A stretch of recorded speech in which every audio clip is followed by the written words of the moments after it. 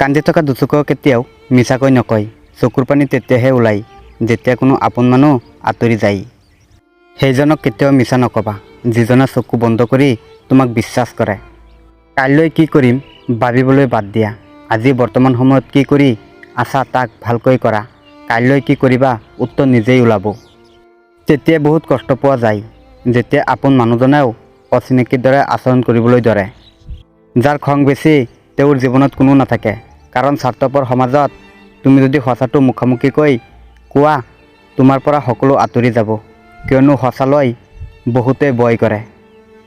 Tension আৰু মানসিক চাপত সেইসকলেই থাকে যিয়ে নিজতকৈ আনৰ কথা বেছি ভাবে। যিয়ে তোমাক বিশ্বাস কৰে তেওঁক নঠগিবা।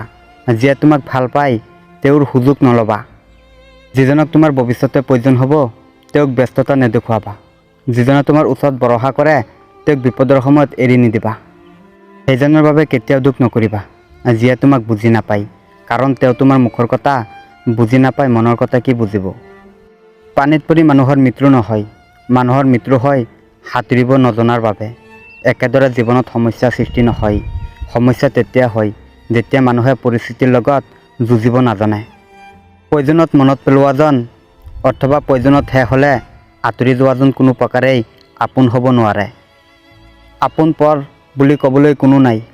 জীৱনত সকলো অস্থায়ী, আজি আছে কাইলৈ নাই। মানুহক চেহেৰা আৰু কাপোৰৰ দ্বাৰা চিনিব নোৱাৰি, মানুহক চিনিব পাৰি কৰ্ম আৰু মানসিকতাৰ দ্বাৰা। ডিগ্ৰীৰ পৰিচয় পোৱা যায় কাগজত, শিক্ষাৰ পৰিচয় পোৱা যায় ব্যৱহাৰত।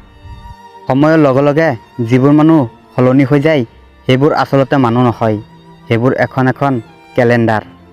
জীৱনত এনে এজন ব্যক্তিৰ খুব প্ৰয়োজন যিয়ে আপোনাৰ কথা মনোযোগেৰে শুনিব, সময় অতিবাহিত কৰিব, বিপদৰ সহায় কৰিব, নোৱাৰিলেও কাষত থিয় দিব। এজন সম্পৰ্ক থাকিলেই আপোন নহয়, বিপদে আপদে কাষত থকাজনহে প্ৰকৃত আপোন। নমস্কাৰ মৰমৰ বন্ধু বান্ধৱীসকল, তোমালোকে যদি এতিয়া চেনেলটো ছাবস্ক্ৰাইব কৰা নাই প্লিজ ছাবস্ক্ৰাইব কৰি দিয়া আৰু লগতে এটা লাইক কৰি দিয়া। জয় আই অসম।